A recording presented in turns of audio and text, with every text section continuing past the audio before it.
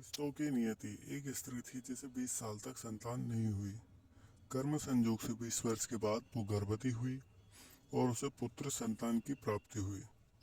दुर्भाग्यवश 20 दिन में वो संतान मृत्यु को प्राप्त हो गई।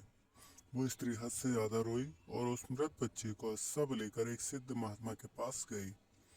महात्मा से रो रो कर कहने लगी, मुझे मेरा बच्चा बस एक बार जीवित करके दीजिए। मात्र एक बार मैं उसके मुख से माँ शब्द सुनना चाहती हूँ। स्त्री के बहुत जिद करने पर महात्मा ने 2 मिनट के लिए उस बच्चे की आत्मा को बुलाया। तब उस स्त्री ने उस बच्चे की आत्मा को देखा और कहा कि तुम मुझे क्यों छोड़कर चले गए। मैं तुमसे सिर्फ एक बार माँ शब्द सुनना चाहती हूँ। उस आत्मा ने कहा, कौन कौन माँ, कैसी माँ? मैं तो तुमसे कर्मों का हिसाब किताब करने आया था। स्त्री ने पूछा, कैसा हिसाब किताब? आत्मा ने बताया, पिछले जन्म में तुम मेरी सौतन थी। मेरी आंखों के सामने मेरे पति को ले गई। मैं बहुत रोई, तुमसे अपना पति मांगा पर तुमने एक न सुनी और तब तक मैं रो रही थी। और आज तुम रो रही हो। तब मेरा पति गया था, आज तुम्हारी संतान खो गई है। बस मेरा तुम्हारे साथ कर्मों का हिसाब था, वो मैंने पूरा किया और मर गया। इतना कहकर आत्मा चली गई। उस स्त्री को झटका लगा। उसे महात्मा ने समझाया, देखो मैंने कहा था ना कि ये सब रिश्तेदार, माँ पिता भाई बहन, सब कर्मों के जुड़े हैं। हम सब कर्मों का हिसाब करने आए हैं। यही हमारे रिश्तों की नियति है। इसलिए बस अच्छे कर्म करें ताकि हमें बाद में भुगतना न पड़े। वो स्त्री समझ गई और अपने घर लौट गई। अतः हमें हमेशा अच्छे कर्म करना चाहिए। कर्मों का ऐसा है कि आप कर्म कोई से भी करो, आपको आज नहीं तो कल इस चीज का पश्चाताप और फल भोगना पड़ता है। कई सारे बंदे ऐसे हैं, आजकल रिश्तों में कलेश ज्यादा होते हैं। क्यों होते हैं? क्योंकि जो बड़े बाहर वाले घर से आते हैं, चाचा काका बाबा, वो एक तो एक दूसरे के मन में घृणा पाल लेती हैं, जिससे कि मन में भय विचार ये चीजें उत्पन्न हो जाती हैं, जिससे कि अच्छे खासे परिवार में कलह पैदा होता है। जो परिवार 20-25 लोगों का साथ रह के खाना खाता था, साथ में रहते थे, उन्हीं परिवार को तोड़ दिया जाता है। किसकी वजह से? एक गलत फहमी की वजह से। और आजकल ये हर घर में हो रहा है, हर जगह हो रहा है, हर स्टेट में हो रहा है। बस फर्क हो जाता है सिर्फ लैंग्वेज का। अब आपकी लैंग्वेज अलग कर लीजिए पर सारी चीज़ें वही रहती हैं। इन चीज़ों को सोचना चाहिए व्यक्ति को। अगर आप अच्छे से रहेंगे तो आप आपकी फैमिली को अच्छे से रख पाएंगे। पर अगर आप फ्रस्ट्रेशन में रहेंगे तो आप आपकी फैमिली को टाइम नहीं दे पाएंगे। ऐसे कई सारे व्यक्ति हैं जिनके चेहरे पर मुस्कान रहती है पर वह घर जाते तो उनको बहुत कुछ झेलना पड़ता है। या तो अपनी माँ की बुराई सुननी पड़ती है या फिर उनको घर के ताने सुनने पड़ते हैं।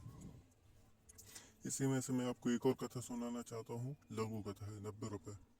बस से उतरकर जेब में हाथ डाला, मैं चौंक गया। जेब कट चुकी थी।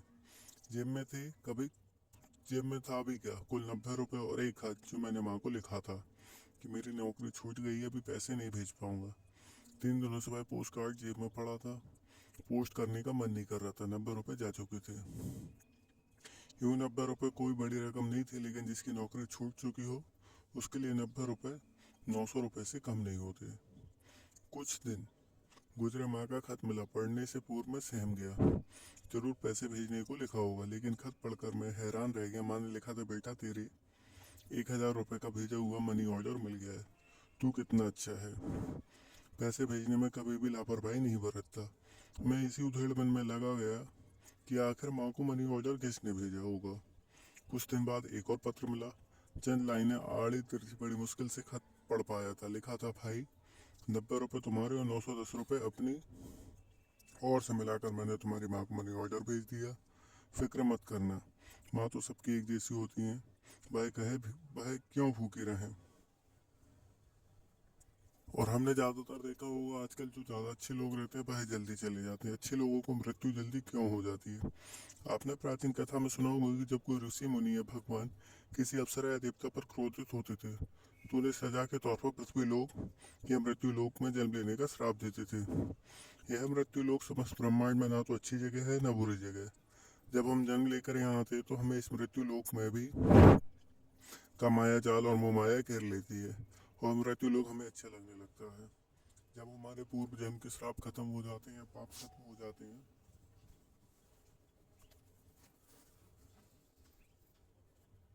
तब जाके हम ही मृत्यु लोग छोड़ देते हैं।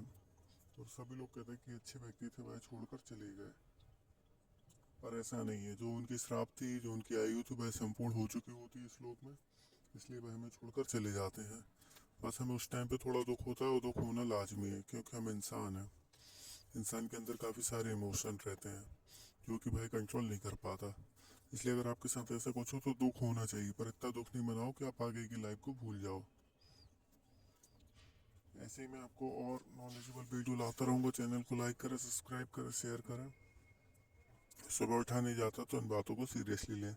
शाम 7 बजे के बाद खाना कम खाओ। सुबह क्या करोगे, उठ के वो लिखो, आपका फ़ोन 8 बजे बंद कर दो, क्योंकि ये फ़ोन ही है जो आपकी नींद भगा देता है। अपने फ़ोन में अलार्म लगा के बड़ी देर बेड से इतनी दूर रखो कि बेड से उतरना पड़े अलार्म बंद करने के लिए। सुबह उठना आपकी ज़िंदगी बदल सकता है। सुबह जिसने जीत ली वह बहुत कुछ पाता है। ये बातें मैं खुद बोल रहा हूँ, पर मैं खुद सुबह नहीं उठ पाता, पर क्या करें यार, धीरे धीरे हैबिट लगनी पड़ेगी। हमारी जो दिनचर्या होती है वह बिगड़ जाती है। अगर दिनचर्या सही हो तो हम बहुत सारी चीज़ों को बहुत जल्दी प्राप्त कर सकते हैं। बस आपसे यही आशा है, लगे रहो अपने काम में। जाने बंधन क्या होता है।